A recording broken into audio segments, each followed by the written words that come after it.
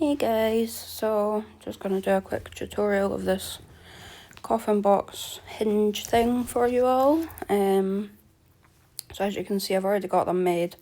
I'm just going to remake them to show you how I'd do the hinges.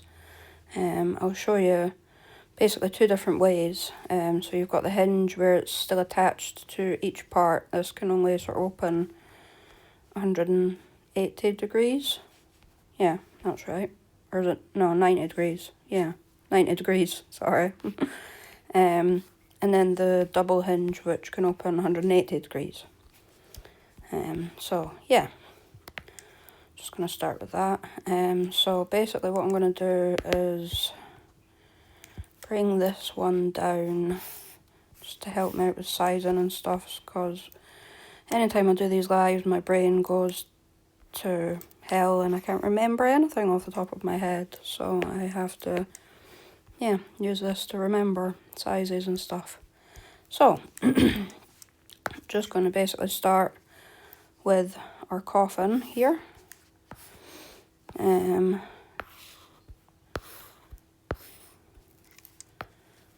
we go. Just going to invisible them just now.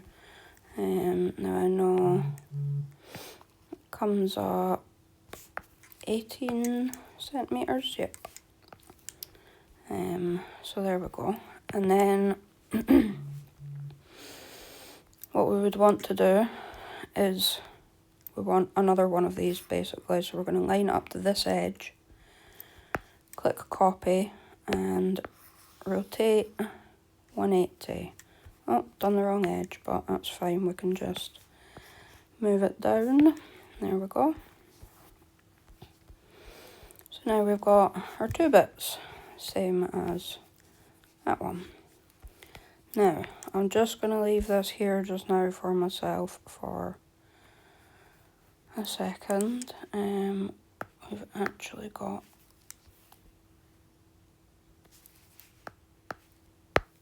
so this one, I need to move it out a bit. I don't know why I've got that so far out there. I'm actually just going to leave it there just now and then I'll figure out why I've done that later.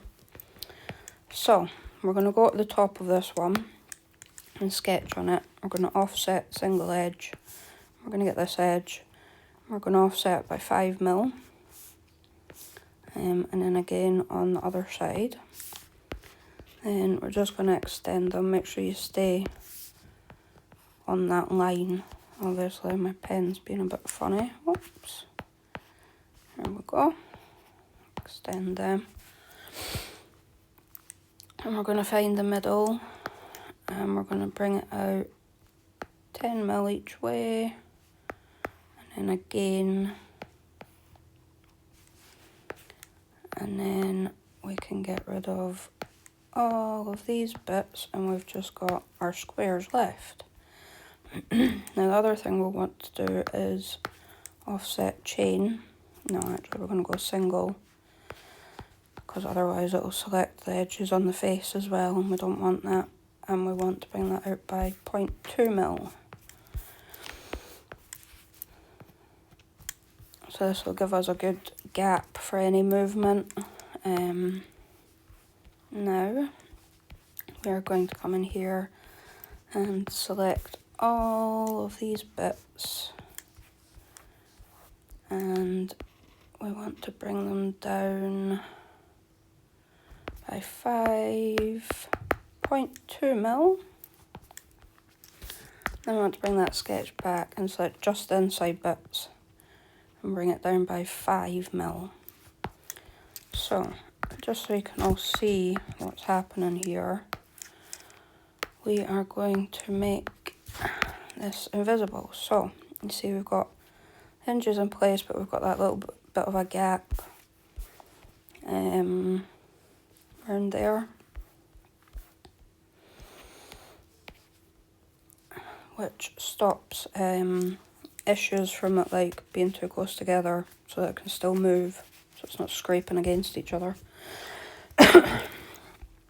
So once we've got that, we are going to just hide those two just now and drawn this face. Now we need 2 holes, and they both need to be centered, so we're finding our centers by adding these lines. So there's our center on that side, and this, we want this to be 2.2 mil. Then we can delete that, and then we're going to mirror it. That's why we've got that line there, but we can now just delete that. Now I'm going to do this a slightly different way than I normally would, just to make it easier for you guys. Just going to make these invisible just now, and I'm literally just going to make 2 long tubes, bring them back down. I'm actually gonna have to make them longer, so just scale them. Oops, that was a bit too much. There we go. So they go right the way through. Actually, what we're going to do is we're going to bring it up so that it doesn't quite reach the end, because we don't want the filament just to fall back out. So there we go, bring it to about there. So see how they're all centered in the middle of these squares. Now what we're going to do is select all the bits. I'm going to change them, so we just want to subtract the 2 poles.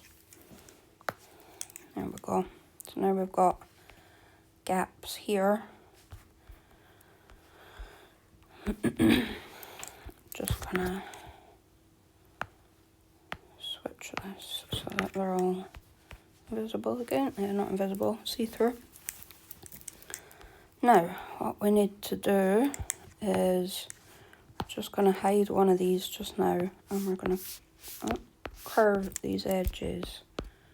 Oh, why is that one? This edge has vanished. There we go, we'll get back. Right, and we're going to fillet them. Let's go 5 mil. And then we want to do the same on the other side.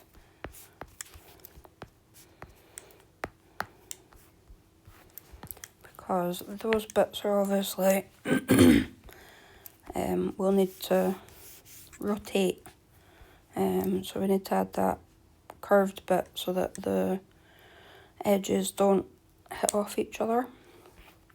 Again, we need to do this on these bits, so we'll just make those ones invisible, and again it's just going to be these edges. So we're just going to bring these 2.5, so that basically rounds out the sides nicely. And then again on this one, and then we'll bring these back, and then you see we've got them like that. So now we should want to move this to the center of that one.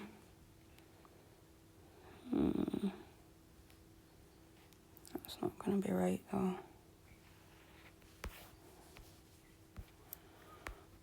because we need it basically lined up at that very bottom bit, and we can't get that. There we go. Now it's lined up to that bottom bit. Now we can 90 degrees, and then we just select this top bit, and again we need to move this that bottom bit, and so as you can see it closes. What we're just going to do is add a couple more